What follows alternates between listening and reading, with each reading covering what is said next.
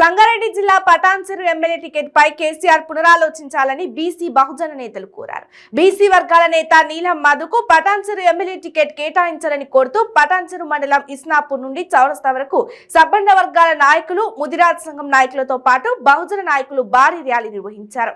అనంతరం బీసీల ఐక్యత వర్ధిల్లాలి, సబ్బండ వర్గాల నాయకులకి న్యాయం చేయాలంటూ నినాదాలు చేస్తూ జాతీయ రహదారిపై రాస్తారోకో నిర్వహించారు. ఈ సందర్భంగా వారు మాట్లాడుతూ సామాజిక న్యాయం పేరుతో పాలన కొనసాగిస్తున్నారని చెప్తున్న కేసీఆర్ బీసీ వర్గాల నాయకులకు టికెట్ కేటాయింపులో చిన్న చూపు చూడడం ఎంతవరకు సమంజసమని ప్రశ్నించారు.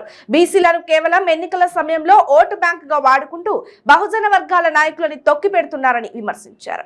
రాష్ట్రంలో బీసీ కులాలైన ముదిరాజులు, నాయని బ్రహ్మలు, రజక, ఇతర బీసీ కులాల వారికి సీట్లు ఎందుకు ఇవ్వలేదో సమాధానం చెప్పాలని నిలదీశారు. వెంటనే బీఆర్ఎస్ అధిష్టానం పటాన్చెరు టికెట్ పై పునరాలోచన చేసి బహుజన నాయకుడు నీలం మధు ముదిరాజ్ కు కేటాయించాలని డిమాండ్ చేశారు. లేని పక్షంలో బీసీలంతా ఏకమై మా సత్తా చూపుతామని హెచ్చరించారు. ఈ కార్యక్రమంలో రాష్ట్ర మనరజక సంఘం ప్రధాన కార్యదర్శి చాకలి వెంకటేష్, చాకలి సంజీవ్, మత్స్యశాఖ జిల్లా డైరెక్టర్ గారెల శ్రీను ముదిరాజ్, లక్ష్మారెడ్డి, దానయ్య, వడ్డెర వెంకటేష్, శ్రీనివాస్ గౌడ్, గౌరీచారి, మల అనిల్, మురళీ యాదవ్, సబ్బండ వర్గాల నాయకులు, మద్దతుదారులు తదితరులు పాల్గొన్నారు.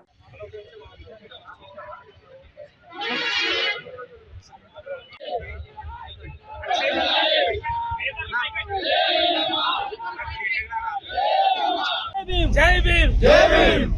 గౌరవనీయులైన ముఖ్యమంత్రి గారికి మా బీసీ బలహీన వర్గాల తరఫున తెలియజేయడం ఏమనగా, ఎన్ఎంఆర్ యువసేన వ్యవస్థాపకులు పటాన్చెరు నియోజకవర్గమైన ముద్దుబిడ్డ నీలం మధు గారికి టికెట్ విషయంలో అన్యాయం జరిగింది కాబట్టి మేము రోడ్డు మీదకి వచ్చి ధర్నాలు చేయడం జరుగుతుంది.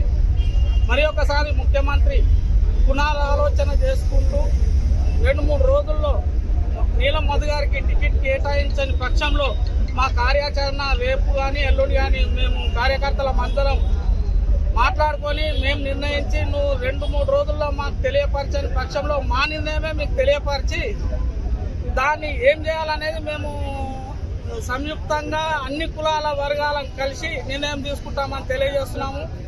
ఈరోజు పటాన్చెరు నియోజకవర్గంలో ప్రతి గ్రామంలో ఎన్ఎంఆర్ యువసేన చేస్తున్న సేవలు ప్రతి ఒక్కరూ ఆదరించి ఈరోజు శోక సముద్రంలో మునిగి తేలుతున్నారు వాళ్ళు. కాబట్టి మీరు ఆలోచించి ఈరోజు డబ్బుకు ఉన్న విలువ మీరు చూస్తున్నారు తప్పితే మానవత్వంగా మంచి మర్యాదగా సేవ చేసే నాయకుడిని మీరు కోల్పోతున్నారని ఎందుకు గ్రహిస్తలేదో మాకు అర్థం అవ్వట్లేదు.